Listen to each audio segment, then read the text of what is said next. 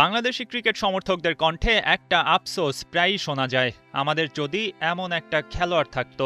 ইংল্যান্ডের বাসবল দর্শনের যুগে লাল বলের ক্রিকেটেও মারপিট দেখে অভ্যস্ত হচ্ছে দর্শকরা। টি-20 ক্রিকেটে দেখা যায় অহরহ 200 রানের ইনিংস। ওয়ানডে ক্রিকেটেও 300কে কিভাবে 350 করা যায় সেই হিসাবটা এখন নিয়মিত কষতে থাকে দলগুলো। এর মধ্যেই কখনো অভিষেক শর্মা, কখনো হ্যারি ব্রুক ঝড় তোলেন সবুজ মাঠে।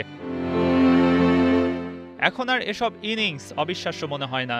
ইংল্যান্ড অধিনায়ক হ্যারি ব্রুক কিছুদিন আগেও মদ কাণ্ডে বিব্রতকর পরিস্থিতিতে পড়েন, ক্ষমা চেয়েছেন পুরো দলের কাছে। অধিনায়কত্ব হারালেও কিছু বলার ছিল না। সেই একই ব্রুক লঙ্কান মাটিতে লন্ডভন্ড করে দিয়েছেন প্রতিপক্ষ বোলারদের পরিকল্পনা।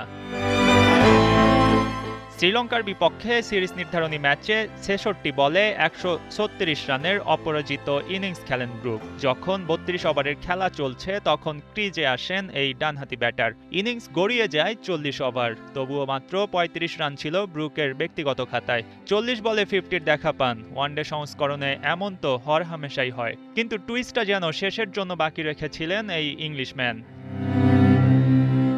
ওয়ানডে স্টাইলে প্রথম 50 করলেও পরের 50 করতে খরচ করেন মাত্র 17 বল। ব্রুক টিকেছিলেন শেষ পর্যন্ত। 11টি 4 ও 9টি ছক্কায় captain leading from the front cricket ফ্রেজের দৃশ্যায়ন হয় কলম্বোতে।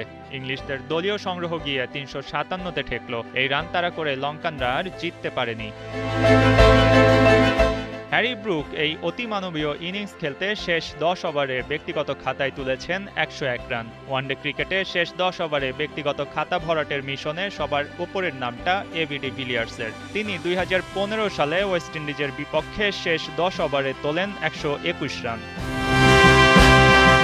এই সপ্তাহে নিউজিল্যান্ডের বিপক্ষে ভারতীয় ওপেনার অভিষেক শর্মা মাত্র 14 বলে 50 করেন। একই সপ্তাহে হ্যারি ব্রুককে দেখে বাংলাদেশি সমর্থকরা আফসোস লুকাতে পারেননি, এমন এক ব্যাটার যদি আমাদের থাকতো। একই আফসোস আর কত করতে হবে লাল সবুজ ফ্যানদের। মঈন হাসান, 71।